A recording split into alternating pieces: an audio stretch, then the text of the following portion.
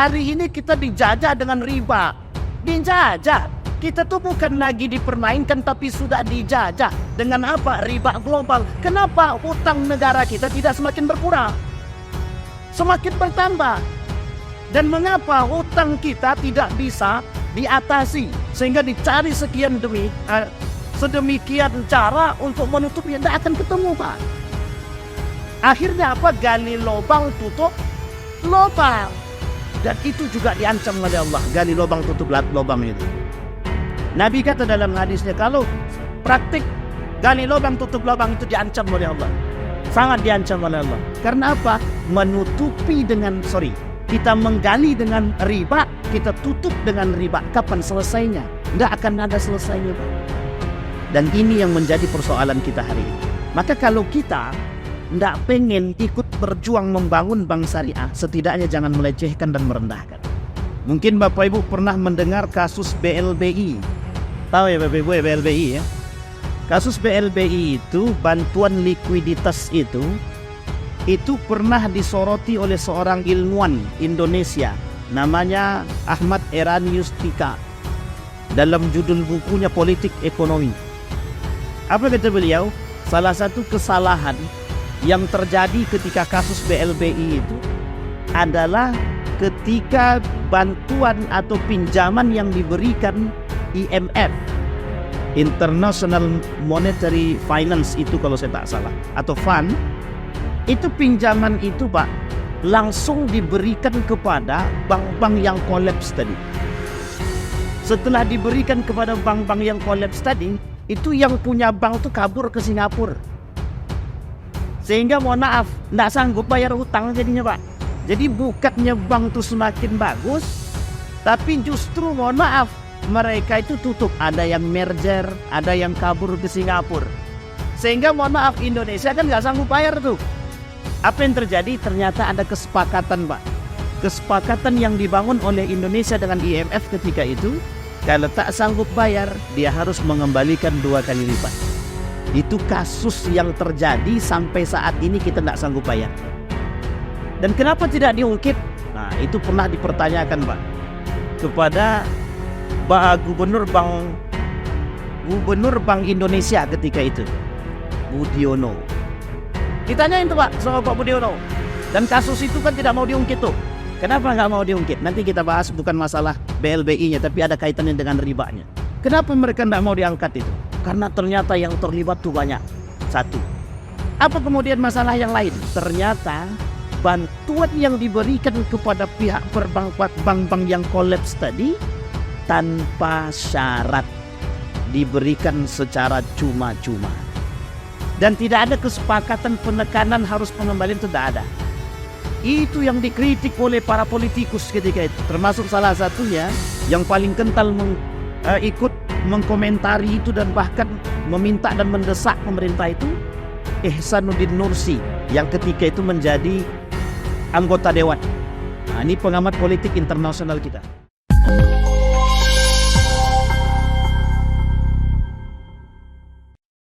Allah lapangkan rezekinya, Allah taatkan mereka kepada Allah. Amin ya rabbal alamin. Baik Bapak Ibu sekalian yang berbahagia, malam hari ini kita akan coba mengkaji hal yang baru dan yang lagi ngetren dalam sisi ekonomi hari ini, yaitu tentang permasalahan ada namanya pinjam online, begitu juga ada namanya riba, ada judi online yang para pemainnya pun banyak yang tersangkut problem, masalah yang ternyata masalahnya tak selesai-selesai. Dan ini adalah kasus-kasus terbaru yang oleh Majelis Ulama Indonesia mengecam permasalahan demikian. Begitu juga OJK, Otoritas Jasa Keuangan, juga mengambil peran dalam permasalahan simpan pinjam atau pinjam online, pinjol. Lebih tepatnya pinjol. Bapak Ibu sekalian yang berbahagia, Nabi pernah berkata dalam riwayatnya, dalam hadisnya tentang hadis fitan itu, kelak akhir zaman itu akan datang atau tidak akan terjadi hari kiamat sampai orang-orang akan mengikuti shibran bisyibrin gitu. Jadi sedikit demi sedikit orang-orang itu akan mengikuti orang-orang sebelumnya. Zira'an bi zira'in, langkah sedikit demi sedikit mereka akan mengikuti perbuatan-perbuatan orang-orang terdahulu. Kalau yang dimaksud orang-orang terdahulu di sini adalah lebih tepatnya karakter jahiliyah namanya. Jahiliyah. Nah, salah satu daripada perbuatan jahiliyah masa dahulu itu adalah ribawi. Ribawi itu adalah perbuatan jahiliyah yang memang para dermawan-dermawan pada masa itu mereka sangat dermawan dengan harta mereka, tapi dermawan dengan ada sesuatu. Jadi dermawannya itu orang-orang kaya yang siap memberikan bantuan kepada siapapun tapi bersyarat. Nah, itu dia. Jadi ini sebenarnya sifatnya orang jahiliyah dulu. Kalau kita merujuk kepada Qarun, begitu dia. Qarun itu dia punya satu karakter, siapapun dia sanggup bantu. Siapapun orang miskinnya dia siap bantu. Dengan catatan harus dikembalikan setelah itu 2 kali lipat. Nah, itu Qarun itu. Bapak Ibu, kita ungkit sedikit kejadian kita, negara kita Republik Indonesia. Mungkin Bapak Ibu pernah mendengar kasus BLBI. Tahu ya Bapak Ibu ya BLBI ya. Kasus BLBI itu, bantuan likuiditas itu pernah disoroti oleh seorang ilmuwan Indonesia. Namanya Ahmad Eranius Tika. Dalam judul bukunya Politik Ekonomi. Apa kata beliau? Salah satu kesalahan yang terjadi ketika kasus BLBI itu adalah ketika bantuan atau pinjaman yang diberikan IMF, International Monetary Finance itu kalau saya tak salah, atau fund, itu pinjaman itu Pak langsung diberikan kepada bank-bank yang kolaps tadi. Setelah diberikan kepada bank-bank yang kolaps tadi, itu yang punya bank itu kabur ke Singapura. Sehingga mohon maaf, tidak sanggup bayar hutang jadinya Pak. Jadi bukannya bank itu semakin bagus, tapi justru mohon maaf, mereka itu tutup. Ada yang merger, ada yang kabur ke Singapura. Sehingga mohon maaf, Indonesia kan nggak sanggup bayar tuh. Apa yang terjadi? Ternyata ada kesepakatan Pak. Kesepakatan yang dibangun oleh Indonesia dengan IMF ketika itu, kalau tak sanggup bayar, dia harus mengembalikan 2 kali lipat. Itu kasus yang terjadi sampai saat ini kita tidak sanggup bayar. Dan kenapa tidak diungkit? Nah, itu pernah dipertanyakan Pak kepada Gubernur Bank Indonesia ketika itu, Budiono. Ditanyain tuh Pak sama Pak Budiono. Dan kasus itu kan tidak mau diungkit tuh. Kenapa nggak mau diungkit? Nanti kita bahas bukan masalah BLBI-nya, tapi ada kaitannya dengan ribanya. Kenapa mereka tidak mau diangkat itu? Karena ternyata yang terlibat tuh banyak. Satu. Apa kemudian masalah yang lain? Ternyata bantuan yang diberikan kepada pihak bank-bank yang kolaps tadi tanpa syarat, diberikan secara cuma-cuma. Dan tidak ada kesepakatan penekanan harus pengembalian, itu tidak ada. Itu yang dikritik oleh para politikus ketika itu. Termasuk salah satunya yang paling kental ikut mengkomentari itu dan bahkan meminta dan mendesak pemerintah itu, Ihsanuddin Nursi, yang ketika itu menjadi anggota dewan. Nah, ini pengamat politik internasional kita. Sampai di sini paham ya Bapak Ibu ya. Yang ingin saya angkat Bapak Ibu sebenarnya bukan itu. Yang ingin saya angkat adalah sejarah Bapak Ibu. Bapak Ibu harus paham. Amerika itu punya sejarah. Namanya American Dream. Ini harus Bapak Ibu pahami baik-baik. American Dreams itu adalah cita-cita Amerika. Apa cita-cita mereka Bapak Ibu? Cita-cita mereka ingin mengambil dan menguasai dunia dengan menciptakan satu yang disebut dengan bank. Bapak Ibu tahu ya bank ya. Sebelum dibuat bank itu Bapak Ibu, Amerika merubah apa? Yang tadinya kita barter, mereka juga barter barang dengan barang, tapi mereka munculkan ide yang disebut dengan uang kertas.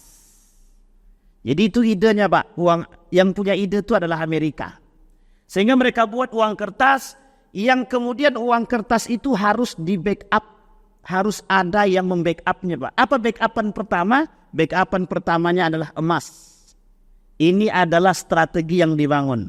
Nanti saya sampaikan siapa yang bermain di belakang itu, Bapak.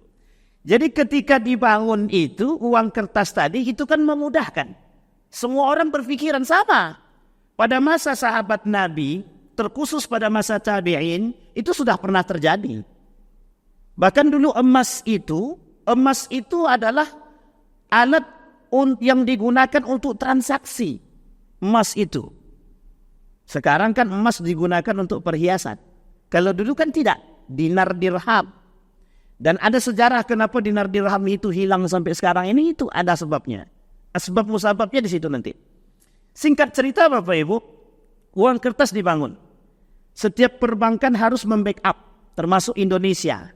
Ketika itu setiap uang kertas kita, kalau Bapak robekkan uang kertas itu masih ada nilainya.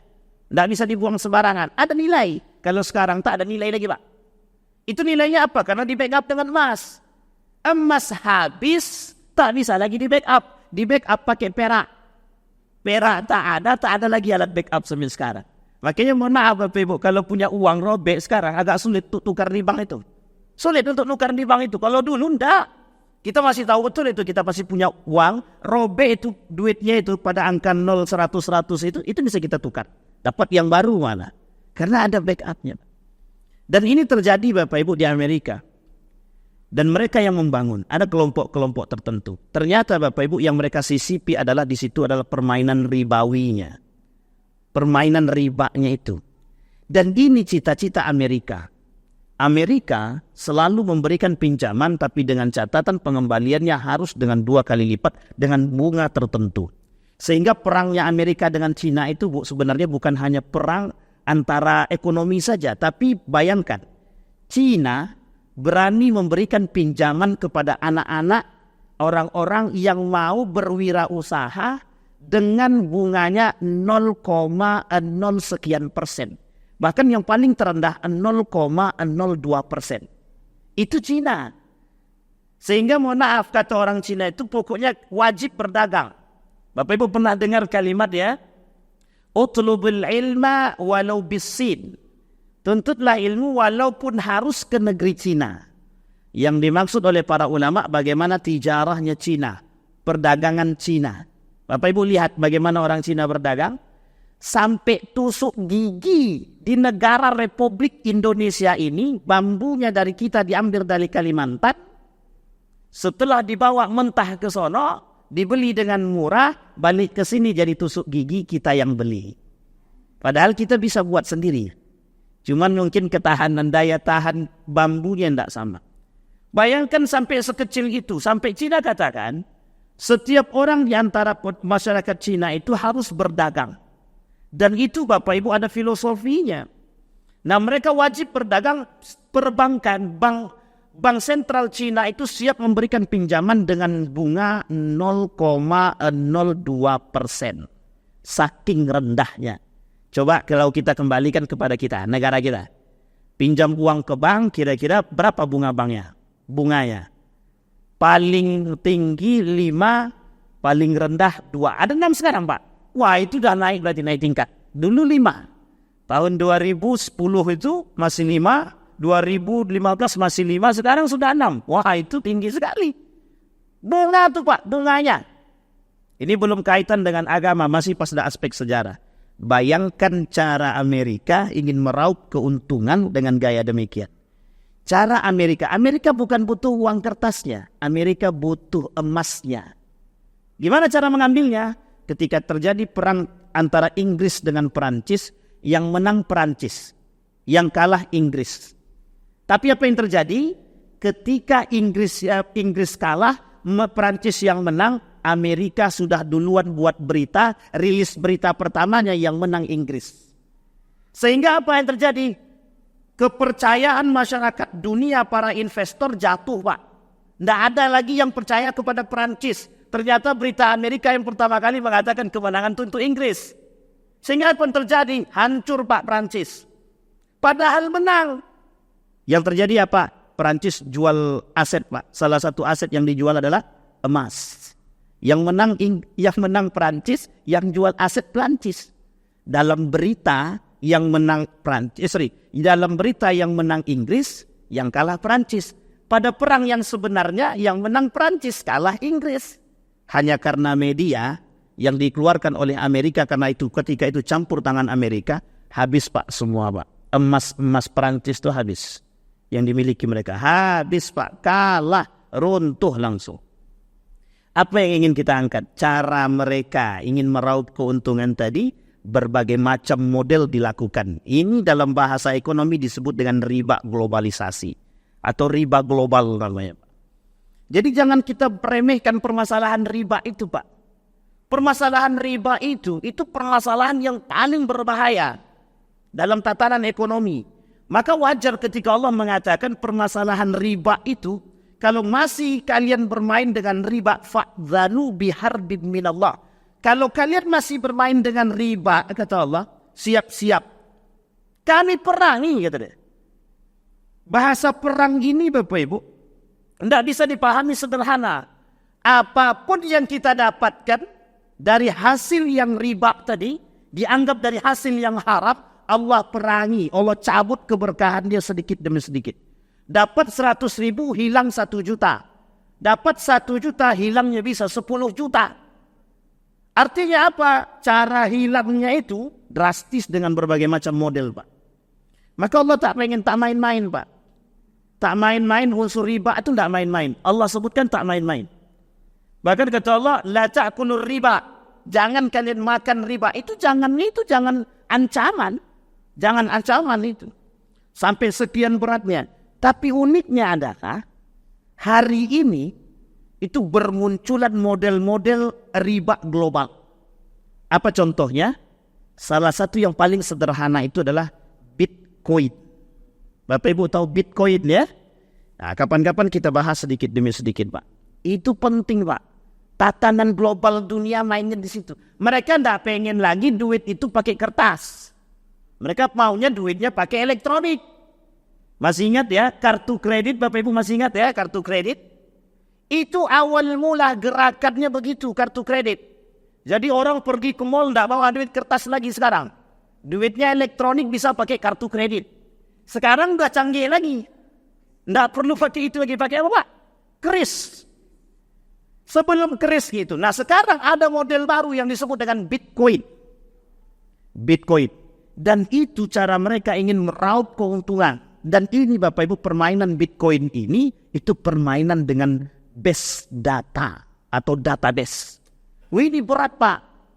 Jadi tidak bisa sembarangan. Semakin Allah hancurkan. Nah sekarang kita kembali kepada aspek dasarnya dulu. Sekarang pertanyaannya adalah mengapa Allah begitu mengancam orang-orang yang bermain dengan riba sekalipun dengan sedikit. Kita kategorikan riba itu ada 2. Satu dalam simpan pinjam. Yang kedua dalam jual beli. Dalam simpan pinjam Bapak Ibu, apapun itu, Anda pinjam duit siapapun, tolong jangan kasih syarat. Karena dalam pinjaman bukan usaha. Dalam pinjaman, uang itu meminjamkannya tanpa syarat. Tak boleh pakai syarat. Misal, Bang Didi datang ke saya. Ustaz, boleh nak saya pinjam duit? Ridwan, boleh nak pinjam duit? Berapa? 30.000 kata Bang Didi. Saya bilang, boleh Bang Didi. Dengan syarat abang pijit punggung saya dulu. Sudah riba Pak. Riba. Apa ribanya? Ada tambahannya. Apa tambahannya pijit? Sekalipun tambahannya bukan duit. Ulama mengatakan itu riba. Coba bayangkan tuh. Sederhana itu Pak. Meminjamkan dengan syarat. Bang boleh saya pinjam cangkulnya? Boleh. Tapi tolong nanti setelah dikembalikan paling tidak bawa minumannya. Itu tidak boleh itu. Tidak boleh itu. Kalau dia nak kasih itu tak urusan. Tapi jangan kasih syarat untuk memberikan pinjaman. Yang dilarang oleh para ulama itu adalah meminjamkan sesuatu dengan memberikan persyaratan. Karena dalam dalam kaidah ta'awun tidak ada yang namanya syarat. Nah, itu dia Pak. Kental Pak. Tapi Pak Ustadz ini masalah usaha dan bisnis. Itulah yang cerita. Kita kesampingkan dulu. Dia satu-satu. Dia yang terjadi sekarang ini begitu. Kita ambil contoh, jangan tersinggung Bapak Ibu semua. Tapi kita belajar malam hari ini. Ada salah satu kesalahan daripada bank bank syariah. Bank syariah itu kata begini, Bapak Ibu datang pinjam ke bank, kita pakai model mudharabah. Coba yang datang itu orang yang baru berbisnis. Kalau berani dia pinjam, dia kasih pinjaman mudharabah, bagus berarti itu. Tapi yang dikasih bukan itu, Pak. Yang dikasih mesti kalau tidak musyarakah atau murabahah. Kita orang ekonomi Islam, Pak. Karena saya pernah di situ, Pak. Kita tahu. Ternyata yang diberikan bukan mudharabah. Yang dipromosikan mudharabah, yang diberikan bukan mudharabah. Kenapa? Resiko tinggi. Tapi kalau maaf, ada perdagangan yang sudah besar tijarahnya, bisnisnya sudah besar, pendapatannya sudah jelas, itu mesti yang diambil mudharabahnya, Pak. Mesti yang diambil mudharabahnya. Kenapa? Sudah jelas pendapatannya. Keuntungannya jelas, resikonya kecil. Jadi kalau sudah jalan akal, kalau bahasa ekonomi kan cash flow dan lain sebagainya. Artinya Bapak Ibu sekalian yang berbahagia, termasuk kata Syafruddin Prawira Negara, yang diartikan dengan riba itu zalimnya, penipuannya, itu riba. Jangan salah. Begitu pemahaman Syafruddin Prawira Negara. Oke, Syafruddin bukan orang ekonomi, bukan orang ekonomi Islam.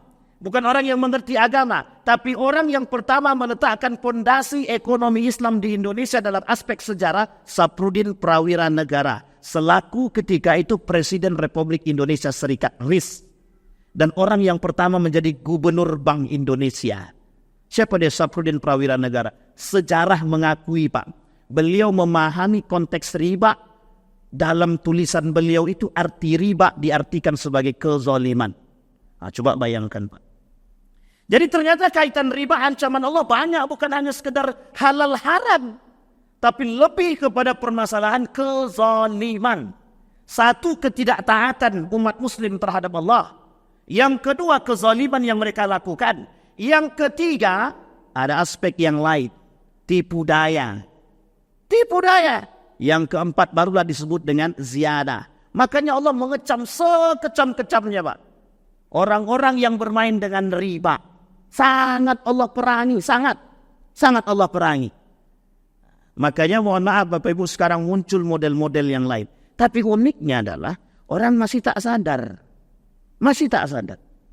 Dan ini tatanan global permainan, Pak. Permainan yang harus kita sikapi. Makanya kenapa kemudian muncul pemahaman ekonomi Islam. Yuk kembali kepada ekonomi Islam. Tak mau orang, Pak. Makanya di Indonesia ini kok lambat berdirinya. Iya, karena pemerintahnya jangan mau. Mendukung. Tapi satu sisi ada juga bank konvensional yang lain yang kuat. Ini masalah kita hari ini. Mendukung ekonomi syariah, tapi satu sisi tak mendukung. Nah, itu yang harus kita pahami. Bank Riau Kepri Syariah sekarang, Bank Riau ini, Kepri ini, Bapak Ibu mau tahu, itu lama sekali. Kebetulan waktu itu saya menjadi staf ahli DPRD provinsi itu.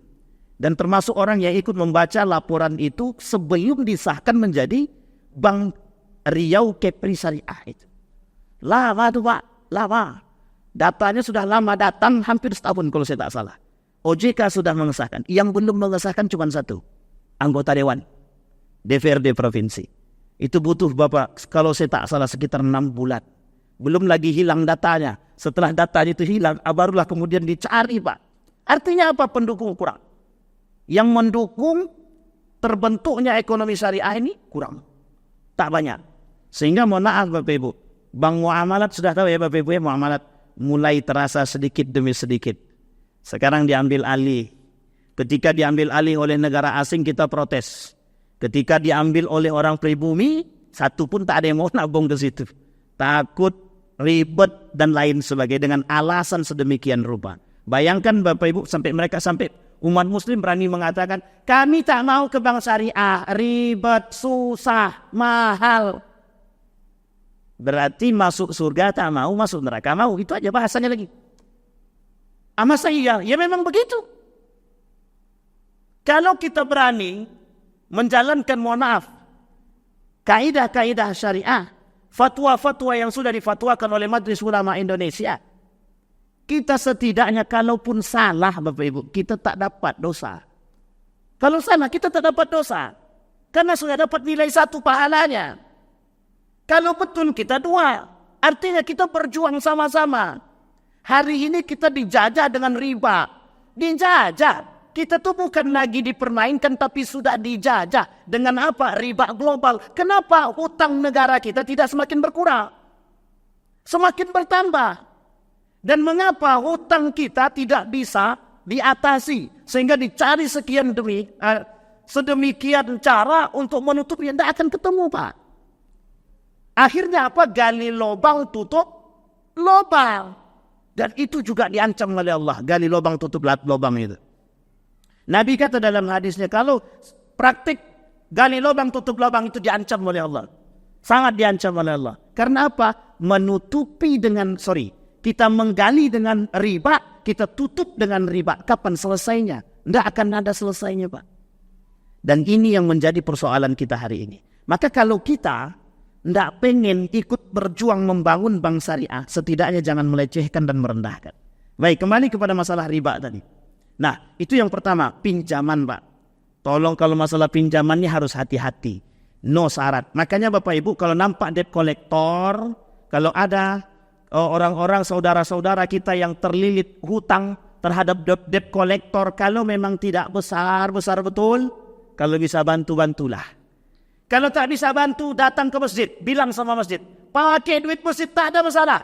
Jangan pernah takut. Jangan pernah takut. Kami sudah praktekkan itu, Bapak Ibu. Kita sudah praktekkan dan kita sudah pernah sampaikan kepada para ulama.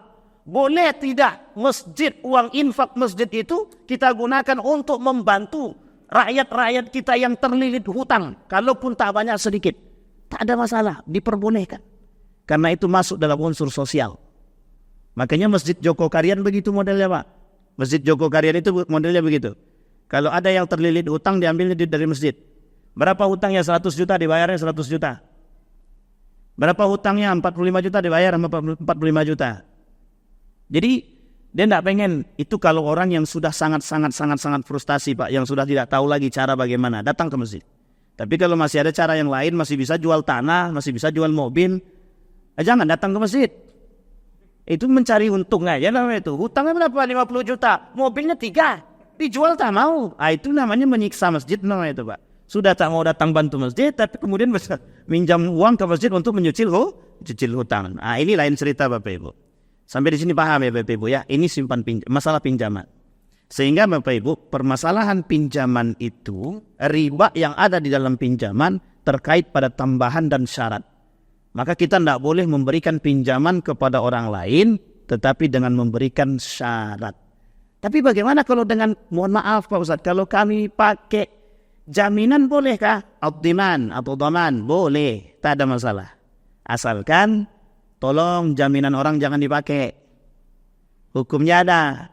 Tidak boleh dipakai Pak jaminan itu. Kecuali orang tadi mengatakan, ini kan Mondani jaminan. Boleh tidak kami pakai? Kata orang tadi, pakailah, tak ada masalah. Boleh pakai. Tapi kalau rusak, wajib ganti. Rusak wajib ganti. Maka dalam Islam, di dalam Islam itu agunan itu diperbolehkan. Agunan diperbolehkan. Tidak ada larangan Pak dalam Islam itu. Agunan boleh. Sampai di sini paham Bapak Ibu ya? Nah, bagaimana etikanya? Kalau orang minjam jangan berikan syarat. Kalau orang itu memberi bagaimana? Dia tidak bersyarat tapi dia memberi. Ya tak ada masalah, boleh terima. Silakan terima kalau memang dia memberi. Memberinya apa? Kalau dia pinjam 200.000 kemudian dia kembalikan 220.000, tolong 20.000-nya kembalikan. Jangan terima. Tapi kalau dia memberikan dalam bentuk yang lain sebagai ucapan terima kasih, terima, tak ada masalah. Atau 20.000-nya kami sedekahkan Pak. Untuk mana?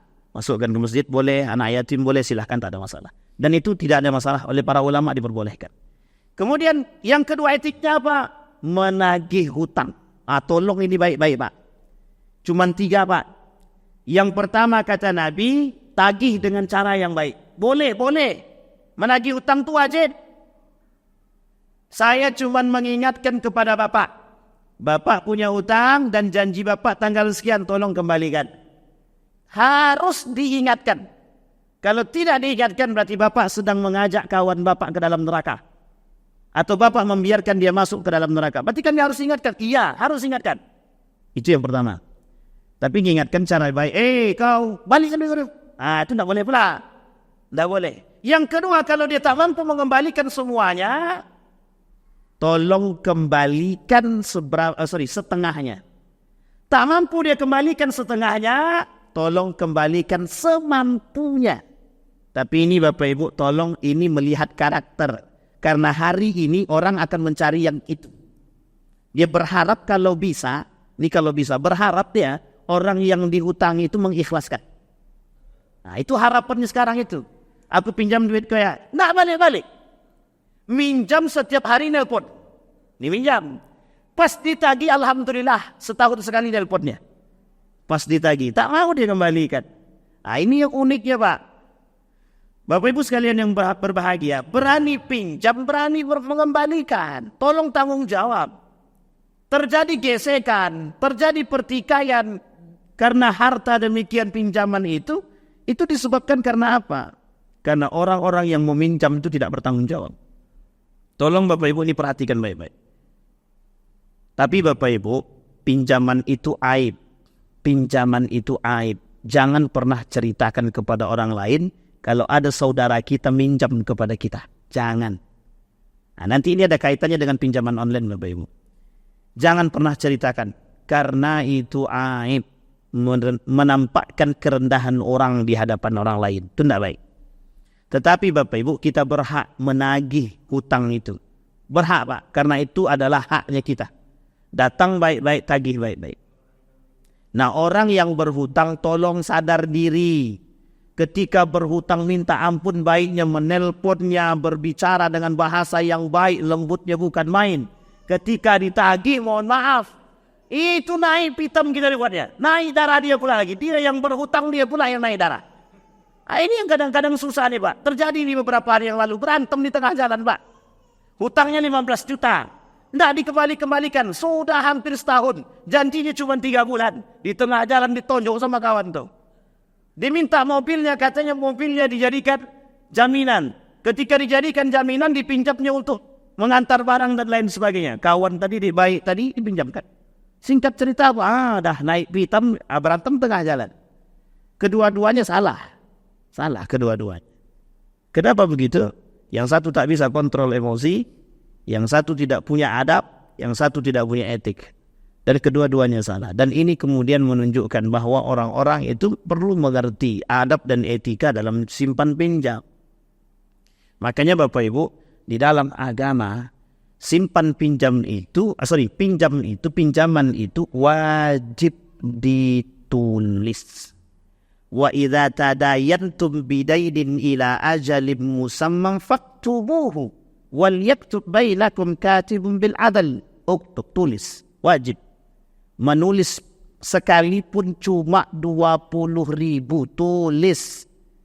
Kalau tidak, tolong sampaikan. Dia pinjam saya duit 20.000. Dia pakai akad pinjam, kita pakai akad memberi. Kalau kita tak pengen sama-sama saudara itu masuk ke dalam neraka. Bagaimana caranya? Jangan katakan zahir, tapi katakan dalam hati. Kalau kita katakan nanti kita kasih, besok datang lagi itu. Artinya apa? Membantu orang silahkan, tak ada masalah. Tetapi harus berhati. Ini etika Pak. Etika pinjam meminjam. Nah, yang terjadi dalam simpan pinjam online itu Bapak Ibu, satu, menampakkan aib manusia di hadapan khalayak banyak. Dan itu parah. Kalau tak sampai nanti pembahasannya kita ulang di pertemuan yang akan datang. Karena memang berat masalah riba ini Pak. Itu yang pertama Pak. Permasalahan pinjaman. Nah, jadi Bapak Ibu, hari ini banyak bukan hanya debt collector saja. Rentenir kecil-kecilan pun ada juga. Yang mereka meminjamkan uang, tapi mohon maaf dengan dalih harus mengembalikan pakai bunga. Bahkan kadang-kadang bunganya lebih besar. Tolong sampaikan ke mereka, apa yang Anda lakukan ini diancam oleh Allah. Hartamu tidak akan berkah. Insya Allah hartamu akan terus berkurang sedikit demi sedikit. Dan Allah akan selalu memberikan dan mencabut keberkahan dalam rumah tangga mereka. Sedikit demi sedikit Allah akan cabut. Karena kata Allah, fa'zanu biharbim minallah. Siap-siap akan kami perangi. Allah memerangi. Artinya apa? Allah tak pengen ada secuil ribawi pun yang ada di dalam itu. Sampai sini paham ya Bapak Ibu ya? Nah Bapak Ibu, ada masalah sekarang itu, pemahaman yang terjadi saat ini adalah pada yang paling besar itu terjadi pada riba dalam unsur jual beli. Riba dalam unsur jual beli. Sekarang masuk pada poin yang kedua, ada namanya riba dalam jual beli. Ahallallahu al-bai' wa harrama riba. Allah menghalalkan jual beli tapi mengharamkan riba. Apa yang dimaksud kok digandeng oleh Allah kalimat ini? Saya ambil contoh Bapak Ibu. Yang mendekat hari lebaran. Bapak Ibu kan ada orang-orang yang membeli uang kecil. Yang dibeli apa? Duit. Membelinya pakai duit. Halal apa tak halal? Haram. Tukar uang lain, beli uang lain. Yang terjadi di pinggir jalan tuh beli uang, bukan tukar uang. Kalau mau tukar langsung ke bank. Jumlah berapa dapat berapa. Akadnya apa? Tukar duit. Yang terjadi di pinggir jalan bukan akad tukar duit, tapi akad jual beli duit. Syaraf namanya Bapak Ibu. Jual beli uang dengan uang yang kita beli. Kita mau tukar sebenarnya, tapi jatuhnya beli. Kita beli 100.000, kita dapat 90.000. Ini yang tak boleh. Tidak boleh dalam Islam, tak boleh. Maka ada solusi gak Ustaz? Ada. Islam tuh punya banyak solusi. Caranya kita tukar uang. Setelah kita tukar uang, kalau Bapak nak kasih-kasihlah. Itulah sudah berbeda. Akadnya memberi. Setelah itu, tapi setelah transaksi selesai. Kalau ketika transaksi itu Bapak tukar uangnya 100.000, kemudian yang dikembalikan cuma 90.000, itu salah. Sampai di sini paham ya Bapak Ibu? Bapak punya emas. Emasnya 1 batang. Emas 1 batang ini sama nilainya dengan perak 10. Misal, sama nilainya. Kira-kira boleh atau tak boleh kita tukar? Tidak boleh Pak. Emas dan perak itu berbeda sekalipun nilainya sama. Sampai sini paham ya Bapak Ibu ya? Nah ini kondisi hari ini Bapak Ibu. Kata Syafruddin Prawira Negara, yang disebut dengan riba dalam jual beli itu kezaliman. Kezaliman. Terlalu banyak unsur transaksi jual beli itu, kezalimannya banyak. Apa yang masuk di dalam itu?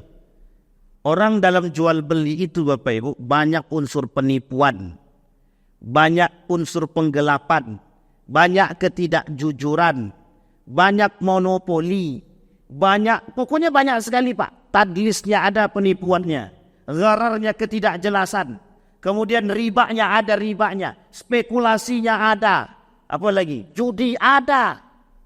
Nah, dan ini Bapak Ibu unsur-unsur dalam jual beli. Salah satu saja ada dalam unsur jual beli itu, salah satu di antara 5 poin ini masuk dalam transaksi jual beli, maka transaksi jual beli tersebut dikategorikan oleh para ulama haram.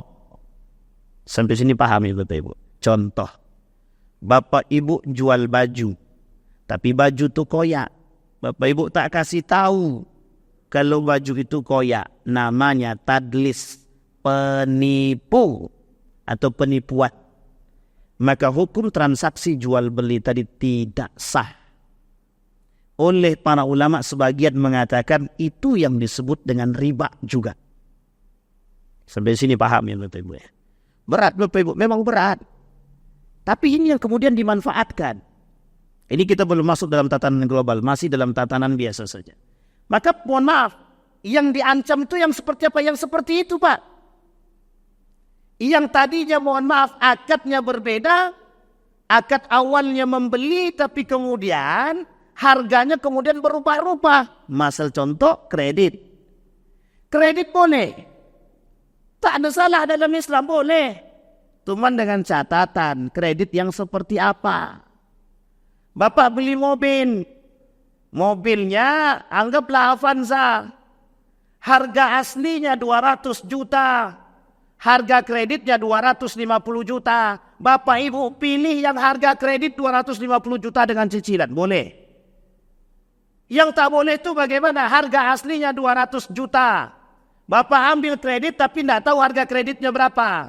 Tapi kemudian pakai bayaran per bulan, setelah dihitung per bulan baru dapat semuanya total. Jadi artinya apa? Bapak Ibu tidak membeli harga. Sampai di sini paham? Tapi yang terjadi dua harga dalam satu transaksi. Yang diperbolehkan itu ada dua harga, tapi kita pilih salah satu. Kalau salah satu kita pilih, itu baru disebut dengan satu harga dalam satu kali transaksi. Itu boleh. Contohnya kredit tadi. Kalau ditentukan oleh pihak penjual tadi, harga kredit sekian. Harga tidak kredit sekian. Kita ambil yang kredit, boleh. Tapi harga kredit tidak ditentukan oleh penjual. Yang ditentukan oleh penjual harga aslinya. Maka kalau terjadi transaksi mengambil kredit tanpa mengetahui harga aslinya, disitulah kemudian terjadinya unsur ribawinya. Haram. Sampai di sini paham ya? Sekalipun, mohon maaf, sekalipun nanti cicilannya itu mau fluktuatif kayak dia. Atau apalah satu lagi namanya itu. Dia ada yang cicilannya sama, ada yang cicilannya berbeda-beda.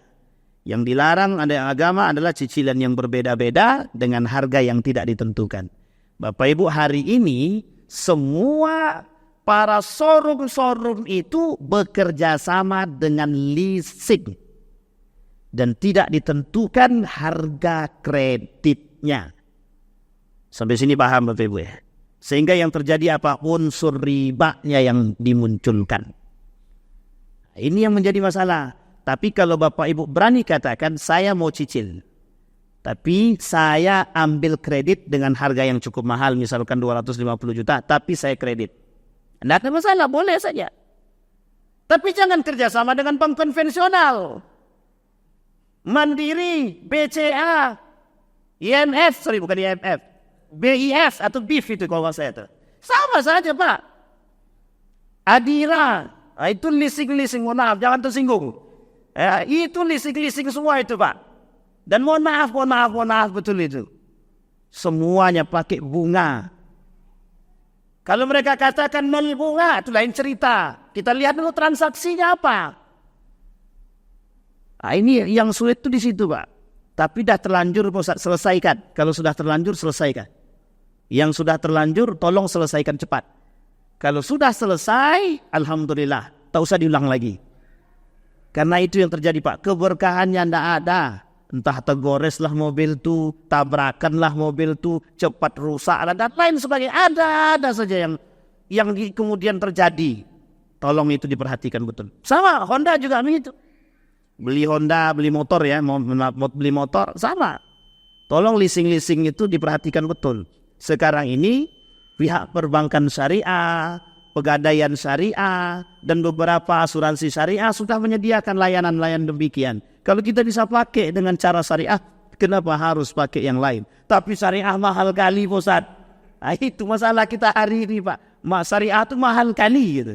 Selalu dengan alasan mahal. Oke, kalaupun memang mahal, kan mahalnya tak jauh juga berbedanya. Setidaknya kita mencari keselamatan terlebih dahulu untuk diri kita, Mak.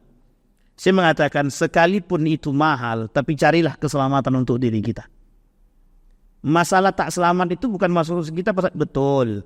Artinya ketika kita menjunjung tinggi nilai fatwa tadi, kita selamat, Pak. Selamat kita. Sekalipun murah, rendah bunganya, tapi yang namanya bunga, Majelis Ulama Indonesia dengan fatwanya mengharamkan secara mutlak bunga. Haram secara mutlak Majelis Ulama Indonesia. Dan dikategorikan riba. Nah ini yang susah Pak. Sampai di sini paham ya Bapak Ibu ya. Jadi kita coba sama-sama sekarang. Apa penyebab orang itu berbondong-bondong mencari mobil, mencari motor? Itu sebenarnya gaya hidup dan gengsi. Gaya hidup dan gengsi. Kecuali orang-orang yang betul kebutuhan, oke. Tapi kalau kebutuhan, kalau bisa usahakan dengan cara yang baik. Hari ini Bapak Ibu, itu bukan karena kebutuhan. Karena gengsi. Karena gengsi. Hari ini Bapak Ibu lihat itu sekian banyak. Jam 5, jam 4 habis hasar itu. Kira-kira kalau pakai mobil macet atau tidak? Tengoklah Bapak Ibu. Mau gengsi apaan kita gitu? Mau apa yang kita lihat sekarang? Orang ujung-ujungnya kembali kepada pakai motor juga. Artinya Bapak Ibu, gaya hidup sekarang ini memang semakin diangkat. Ketika gaya hidup semakin diangkat, di situ orang permintaan terhadap barang-barang yang mendukung gaya hidup mereka akan dipenuhi. Cara mereka memenuhi, mohon maaf, baik halal maupun haram mereka tidak pikir. Yang penting gaya hidup saya terpenuhi. Dengan cara yang halal kayak yang haram kayak terserah. Makanya di akhir zaman kata Nabi, ahalla harama wa harrama halala, tahrimul halal wa tahlilul haram, kata Nabi. Jadi sederhana Pak, di akhir zaman itu sederhana. Orang menghalalkan yang haram, mengharamkan yang halal. Demi apa gaya hidup? Demi apa gengsi? Yang penting aku pakai mobil. Ternyata mobilnya kredit, baru bayar 1 bulan, nunggaknya 3 bulan. Yang mau dibanggakan apa? Masih mending pakai motor tapi lunas kan? Itu lebih baik Pak. Nah ini menjadi masalah kita hari ini adalah gaya hidup dan gengsi. Sampai sini paham ya Bapak Ibu ya. Terakhir yang perlu kita perhatikan Bapak Ibu, Allah tidak pernah bermain-main dengan ancamannya. Allah tak pernah main-main. Ini kejadian nyata. Saya ingin sampaikan kepada Bapak Ibu. Seorang pengusaha di Pekanbaru ini, hampir di Pekanbaru ini rata semua sekolah ngambil buat ijazah sama dia. Dan sudah terkenal se-Sumatera. Beliau ini pengusaha ijazah melalui kertas yang beliau sendiri. Satu ketika beliau tak pernah bermain dengan perbankan sama sekali. Satu ketika datang seorang pemuda yang menawarkan kepada beliau karena beliau butuh dana yang cukup besar. Sekitar 300 juta ketika itu. Singkat cerita Bapak Ibu, beliau setuju untuk meminjam uang di salah satu perbankan. Mulai dari saat dia minjam, sampailah hari ini, itu sulit sekali bagi dia untuk mendapatkan perkembangan yang baik itu. Yang terjadi apa? Runtuh, turun. Mohon maaf, sampai kadang tutup, baru ini dia muncul karena sudah selesai. Apa kata dia? Mulai hari ini aku tak akan minjam lagi ke bank konvensional itu. Alhamdulillah Pak, mulai sedikit demi sedikit dapat titik terang. Kenapa tahu? Karena konsultasinya ke kita Pak. Beliau konsultasi ke saya. Dan saya katakan penyebabnya cuma satu, ketika Anda minjam uang di bank. Dan bank yang dia pinjam bank konvensional. Dia pinjam 500 juta tertipu pula dengan kawannya. Di rumah-rumah orang. Mereka pinjamlah perbankan. Di bank konvensional, dia ambil 200 juta, 300 juta untuk kawannya. Ada calonya Pak, untuk calonnya 40 juta. Belum bunganya lagi, dan lain sebagainya. Habis Pak. Saya bilang, tidak terasa. 200 juta itu tidak nampak, 1 hari selesai, hilang Pak. Jadi jangan salah Pak. Allah tidak pernah bermain dengan apapun yang sudah disebutkan sebagai ancaman. Karena Al-Quran itu pasti membuktikan kebenaran perkataan Allah. Baik Bapak Ibu sekalian yang berbahagia, insya Allah kita lanjutkan di pertemuan yang akan datang pada konteks permasalahan terkini, baik itu nanti judi online atau game online atau pinjaman online yang terkait dengan ribanya, insya Allah akan kita bahas. Mudah-mudahan bermanfaat bagi kita semua, mudah-mudahan ada baiknya bagi kita, bisa kita jadikan acuan dalam kehidupan kita, pegangan. Fa'tabiru ya ulil absar la'allakum tuflihun. Assalamualaikum warahmatullahi wabarakatuh.